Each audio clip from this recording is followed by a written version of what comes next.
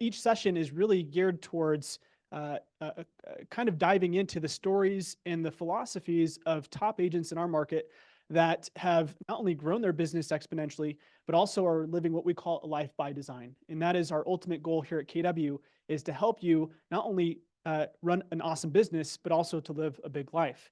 And so I want to make an introduction of our guest today. And this is a conversation I've been excited to have.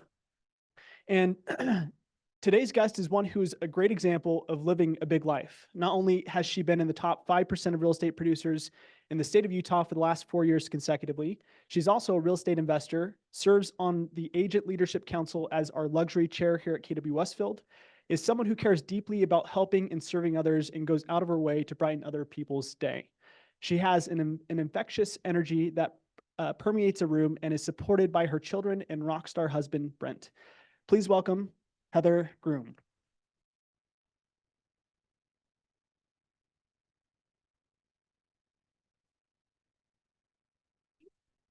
Thank you.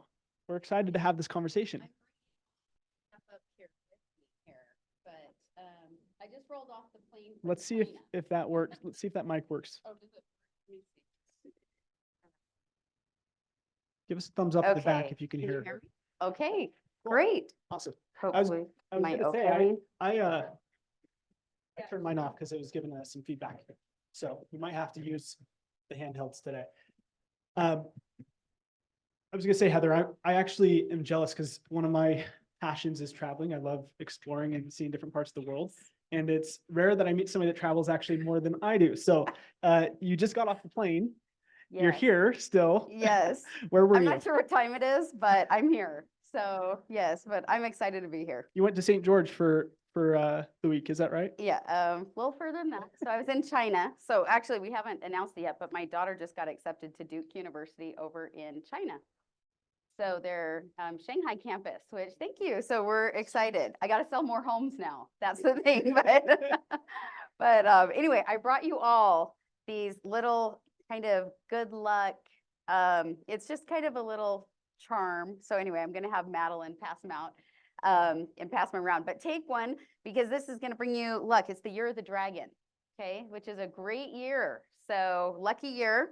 So Shoni, this one's for you. Okay. And anyway, pick whichever one calls to you. Thank you. That's awesome, Heather. You're welcome. Thanks.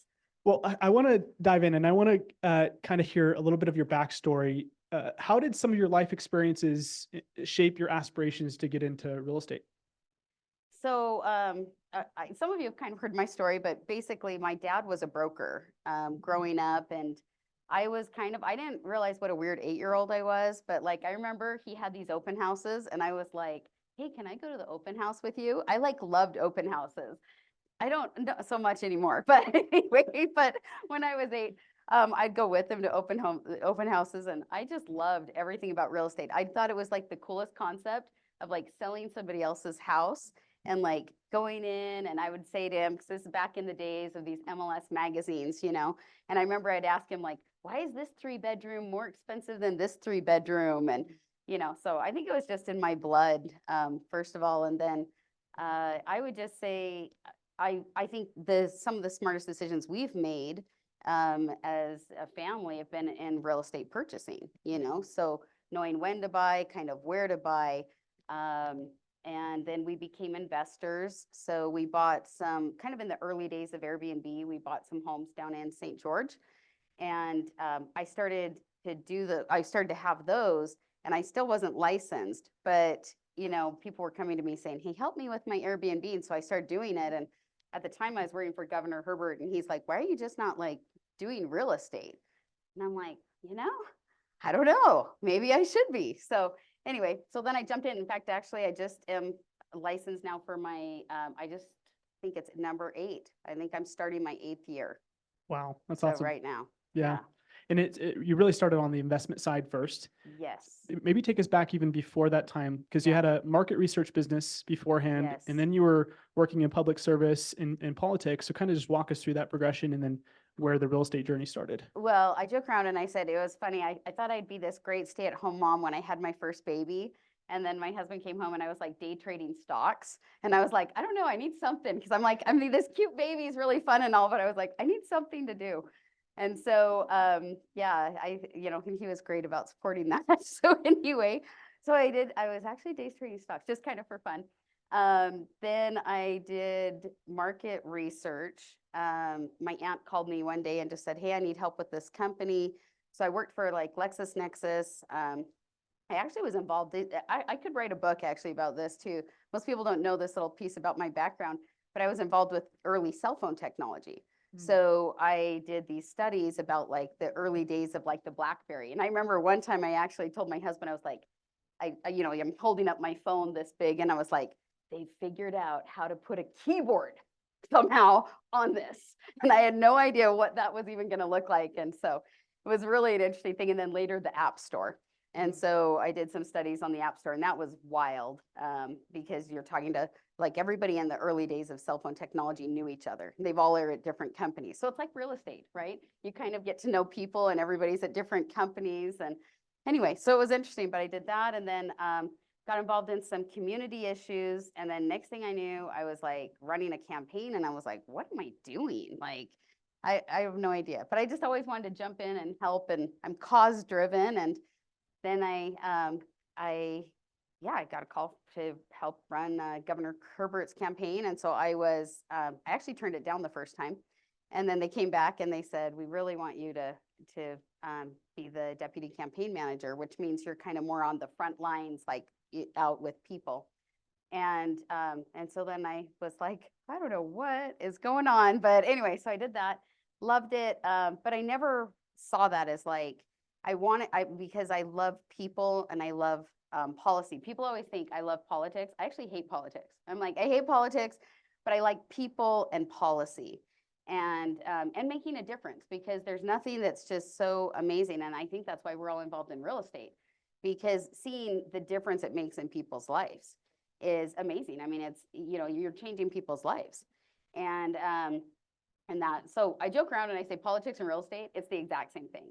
So it really is. So that was kind of my background. And then I knew again, with Governor Herbert, who was like, why are you not doing real estate? So I decided to start, I was like, I'm just going to do this. I did everything wrong. So I was like, I'm just going to do this part-time, went to kind of a flat fee brokerage, not a lot of like training. And then I was like, okay, now what? What do I do?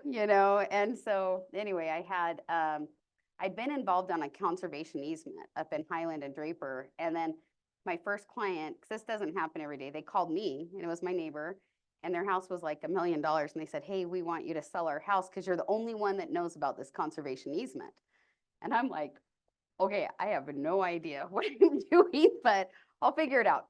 And so anyway, and that's kind of what happened. But I really was kind of a part-time agent for the first few years. Like my goals were really just like pay for a car and vacations, Yeah, maybe tell me a little bit more about that. What was the initial vision when you got your real estate license and you're saying, I'm going to go, and really dive into real estate? Like, what did you foresee the next 2-3 years? Well, and I think that's a really good point, because I don't think I saw myself as diving into real estate. I was probably dabbling into real estate. So I had been involved in real estate for myself, and I'd made, some really great purchases, over the years. And but I don't think I really understood that I owned a business, that I looked at myself as doing real estate transactions, but I really didn't own a business.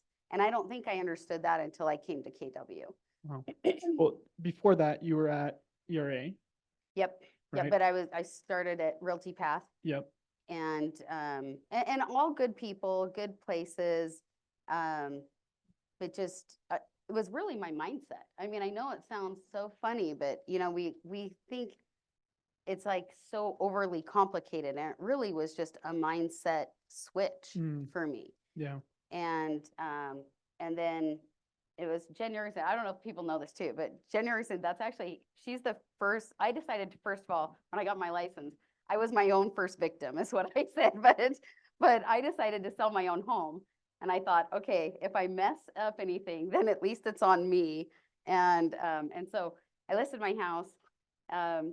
I worked with Jen, and so she calls me. Anyway, everything's going along. She's using all these acronyms, by the way. And I still remember this because she's using all these acronyms. She's throwing things out. And I remember I just said, can I be really transparent? I was so nervous to talk to her. And I was like, can I be really transparent with you? And she's like, yes. And I'm like, I just got my license 48 hours ago and I have no idea what I'm doing. And I said, please don't take advantage of me.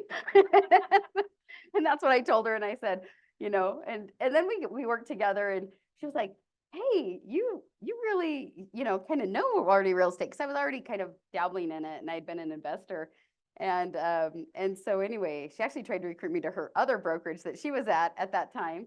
And then I was like, I'm just doing this part-time. Like I'm just, I love it, but I didn't really think at the time, I didn't really understand that people had these bigger residential real estate businesses because my dad had just been a kind of a solo broker.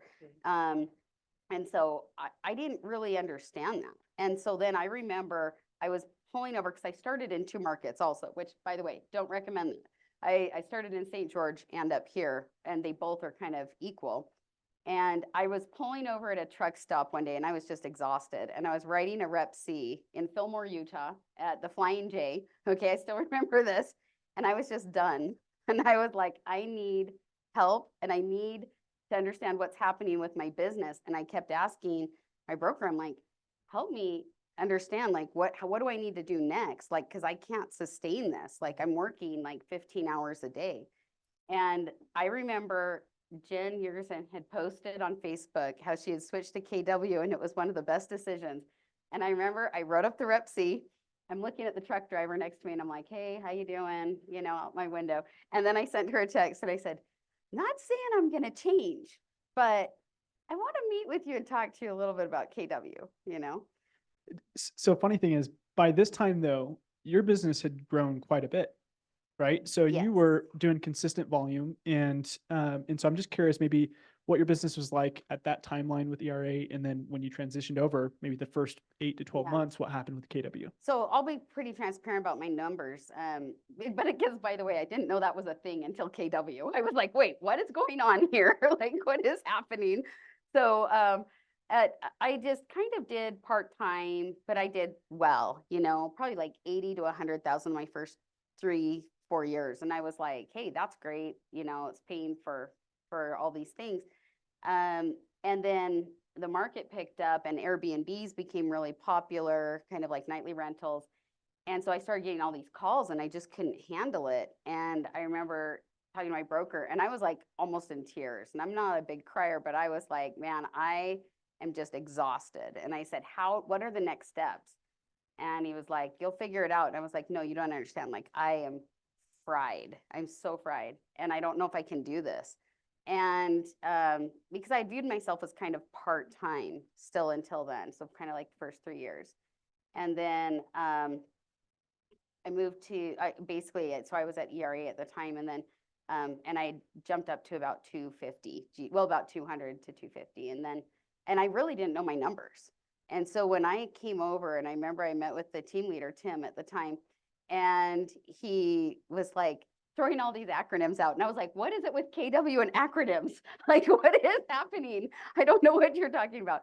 And then he's like, what's your GCI? What's your volume? What's your this? And I was like, I have no idea. And I didn't know that I was the top agent in my office for 6 months consecutively until Brent actually went in and was like, kind of doing the math. And he's like, do you know that you're like the top agent in your office? Because nobody in my office talked numbers at all.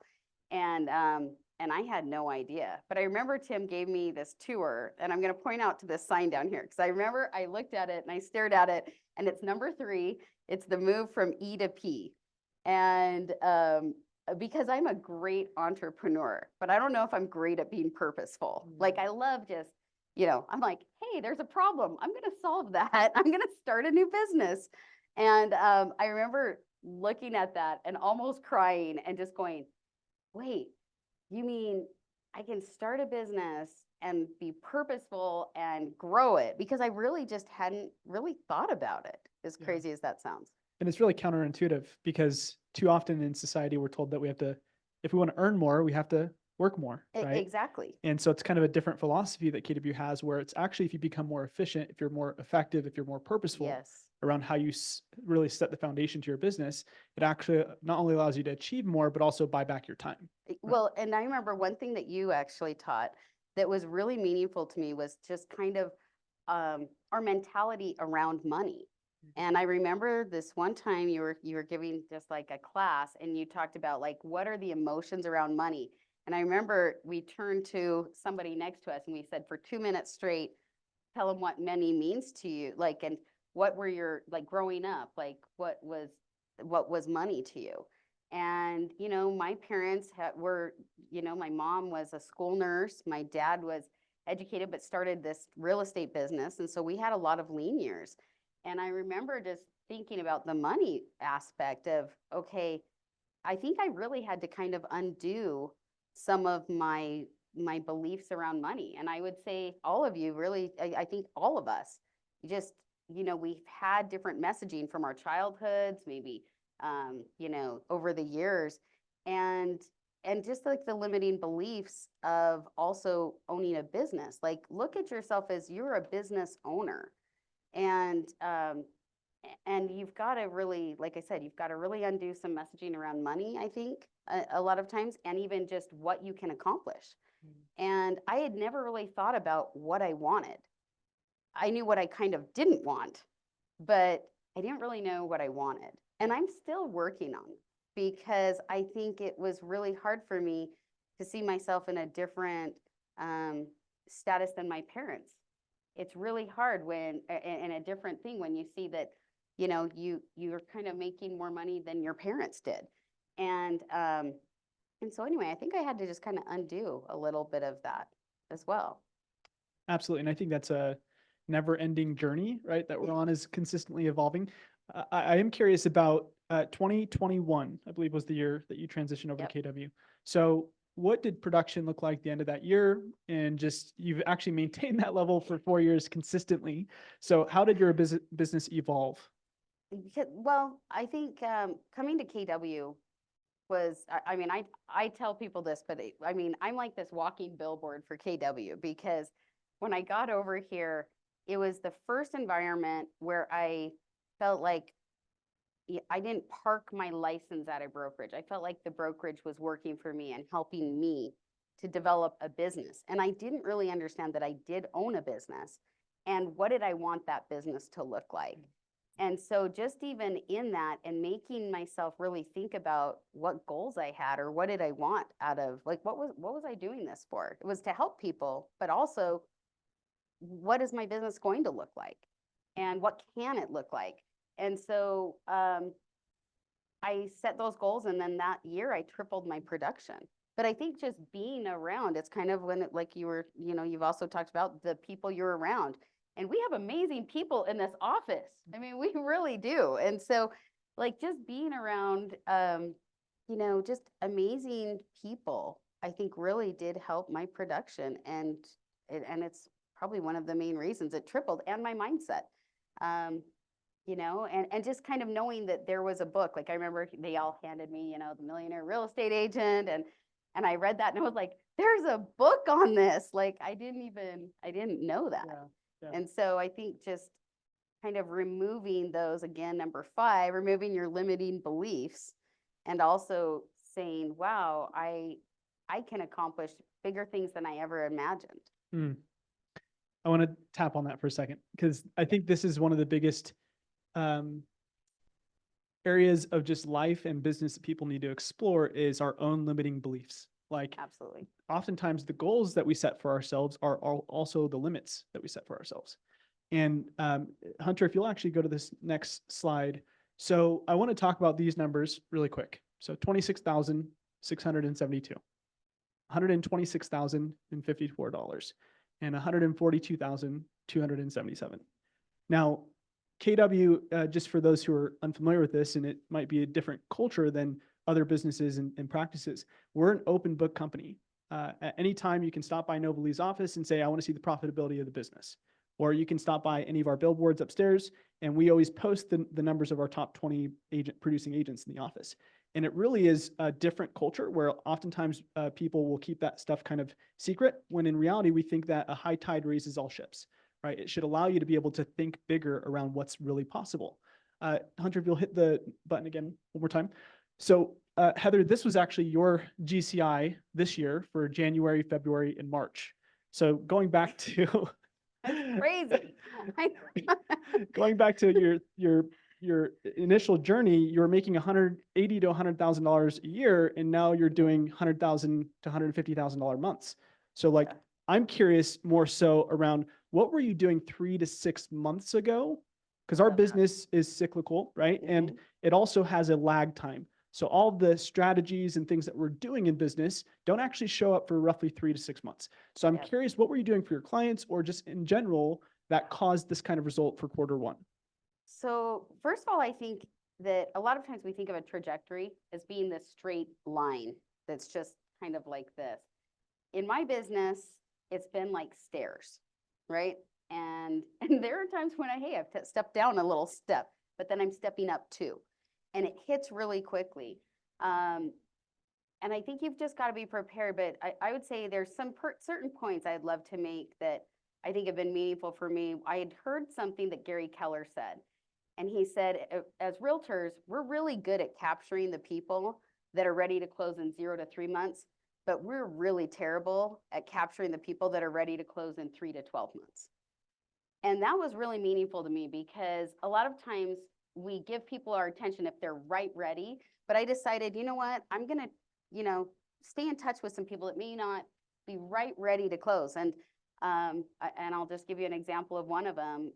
She was a single mom. She wasn't right ready to go. She was going through a divorce, and she was like, I want to buy a home. And I knew she had good credit. She had a good job. She was going to be okay. So I just stayed in touch with her, and I just really, took an interest in her life. And she closed 10 months later, and she was actually in my February numbers.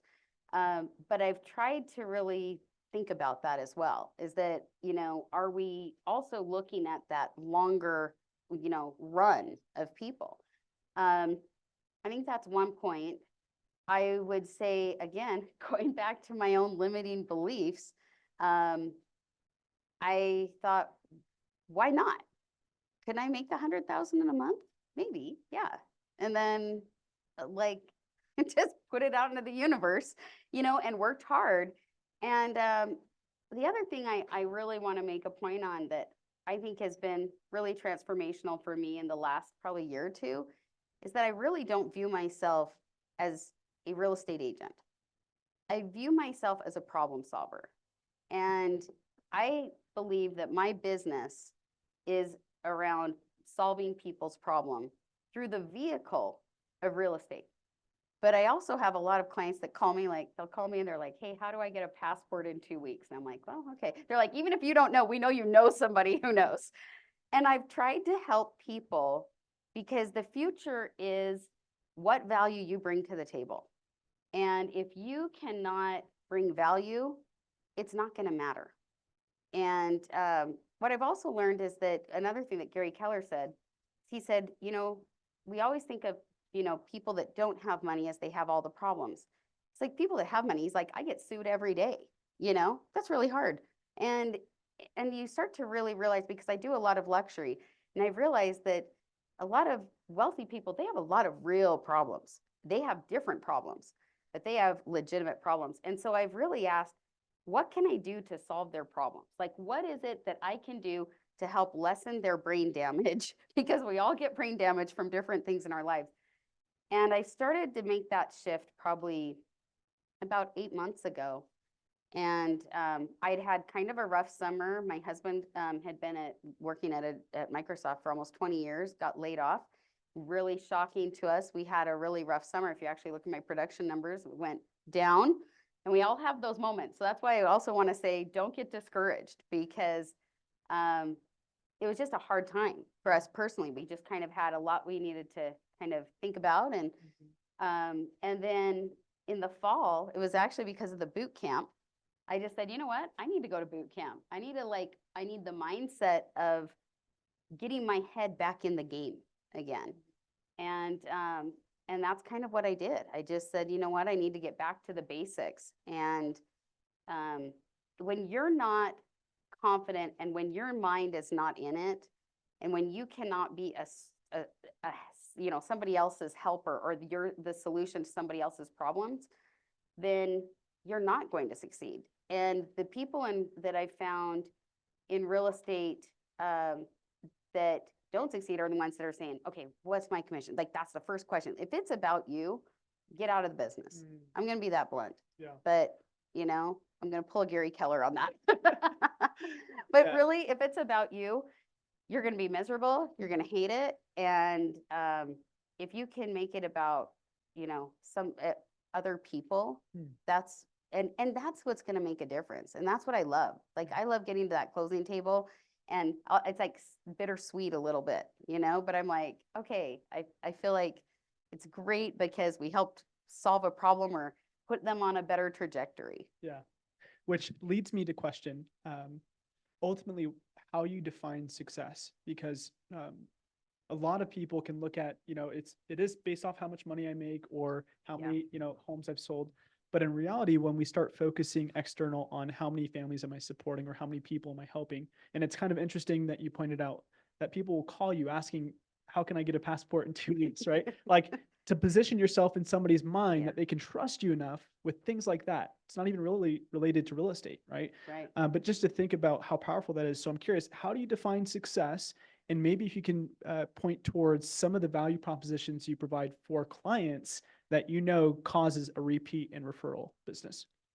So I'd say first, how do you define success? I think that's evolved for me. And have I been able, again, to solve somebody's problems? Like this last year, I had a lot of clients that were going through divorces.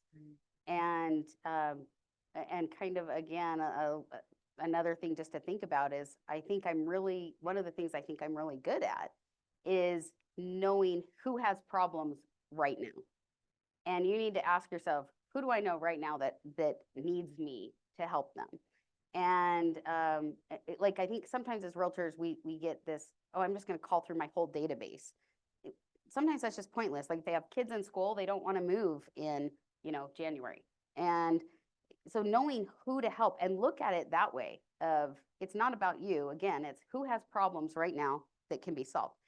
And so I think for success for me is, have I been able to help other people's lives? And I've had clients that have cried at the closing table. And I love that part about real estate is that I actually mentioning that I just went to China.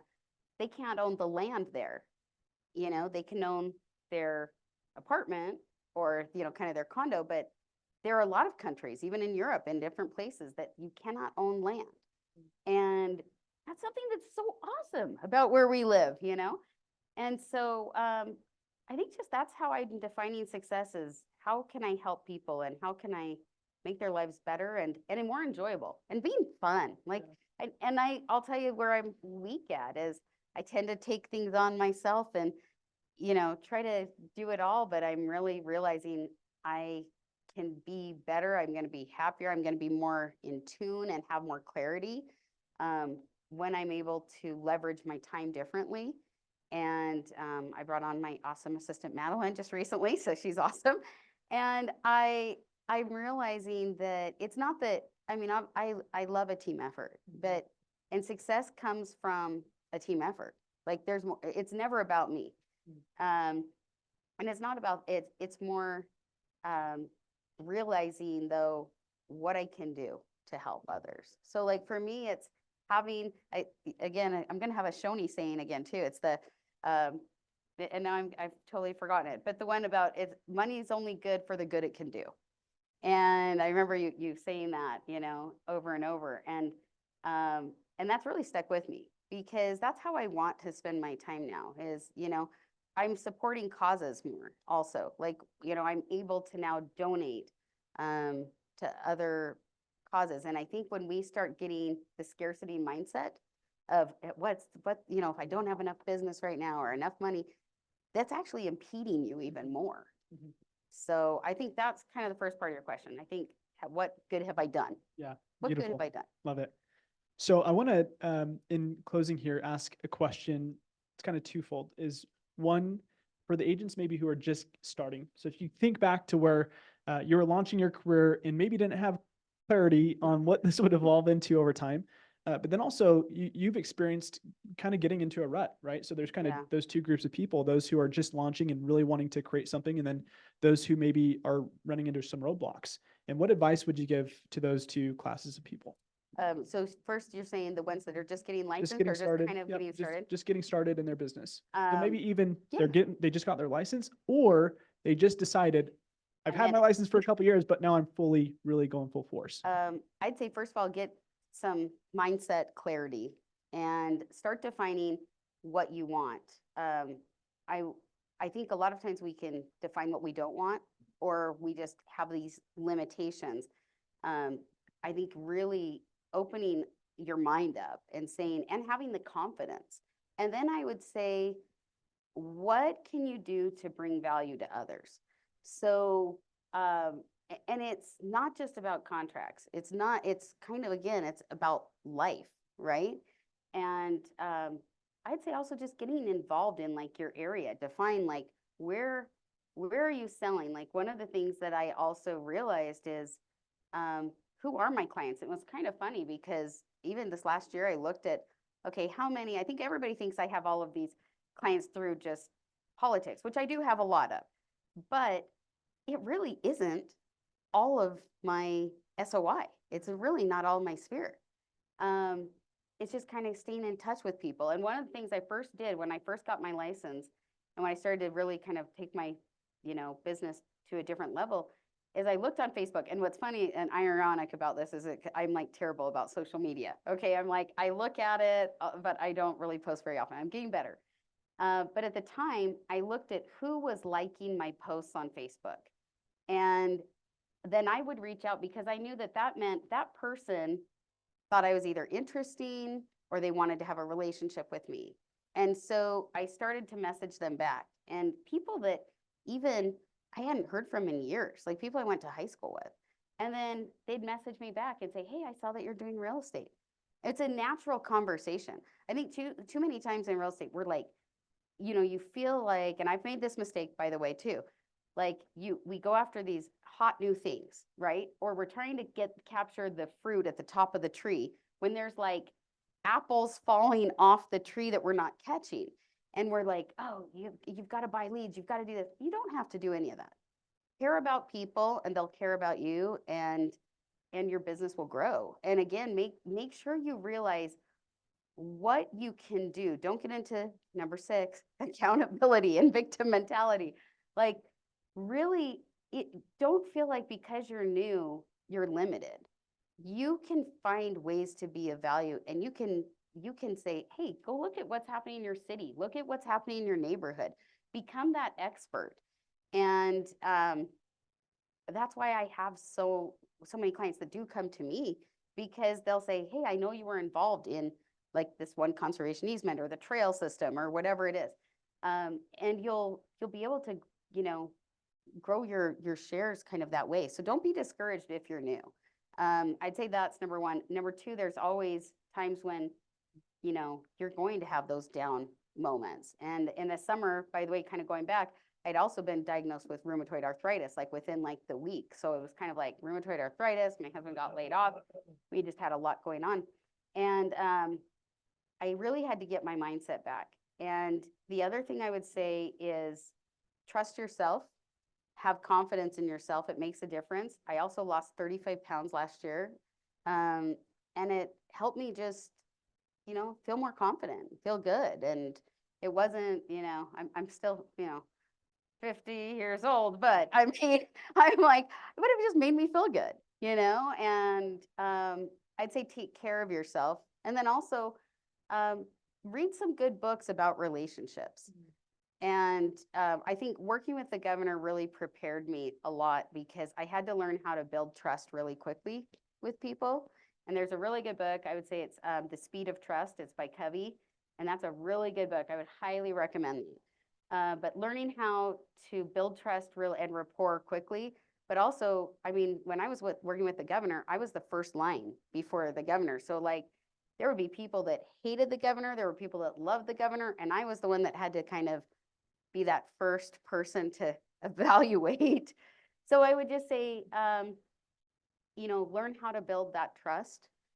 But it's a lot more simple. I think sometimes we overly complicate it. We start to think, oh, I have to have this, like I said, buy leads or have this amazing CRM, or I've got to have all of these things, when just care about people.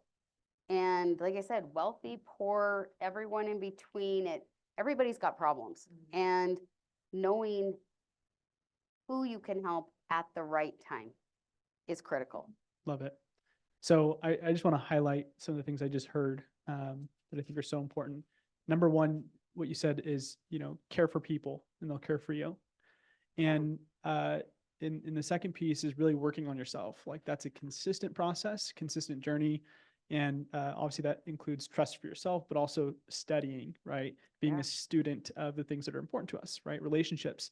I love that idea of just leaning into relationships and understanding how can you show up and serve other people. And really, Gary talks about this. We're not in the real estate business. We're 100% in the people business. We're in the relationship business. And so when we focus on those small, simple things, everything else becomes easier or sometimes unnecessary, right? Yeah. So Heather, I just want to commend you and thank you for being a rock star. You are somebody who consistently shows up and helps and supports people. I've seen it in many different ways on how you're willing to go out of your way to serve other people. And I think that is a really one of the keys to your success and why you've been so influential in your space. So thank you. We appreciate you. Please give her a hand. Well, thank you. Thank you, everyone. So